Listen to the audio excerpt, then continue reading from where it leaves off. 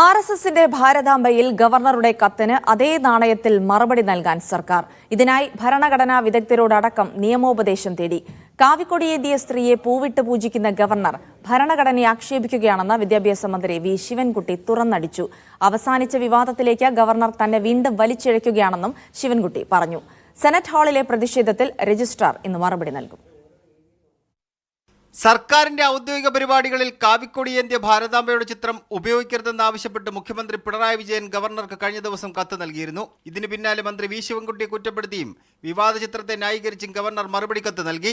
ഭാരതാംബ എന്നത് രാഷ്ട്രീയ പാർട്ടിയുടെ ആശയമല്ലെന്നും ദേശീയ ഐക്യത്തിന്റെ പ്രതീകമാണെന്നുമായിരുന്നു ഗവർണറുടെ നിലപാട്. എന്നാൽ ഇതിനെ പൂർണ്ണമായും തള്ളുകയാണ് സംസ്ഥാന സർക്കാർ. ചിത്രത്തെ അനുകൂലിച്ചുള്ള രാജ്ഭവൻ വാദങ്ങൾക്ക് നിയമപരിരക്ഷയില്ലെന്നാണ് സർക്കാർ നിലപാട്.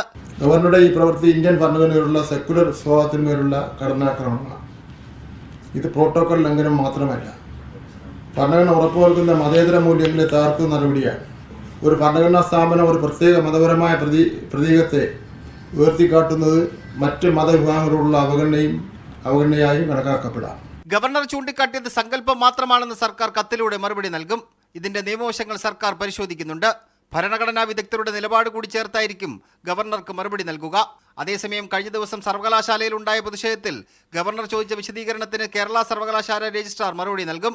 സംഘാടകർ നിബന്ധനകൾ ലംഘിച്ചുവെന്ന നിലപാടിലാണ് രജിസ്ട്രാർ. അനുമതി റദ്ദാക്കിയിട്ടും ഗവർണർ പരിപാടി തുടർന്നുവെന്നും മറുപടിയിലുണ്ടാകും. മീഡിയ 1 തിരുവനന്തപുരം.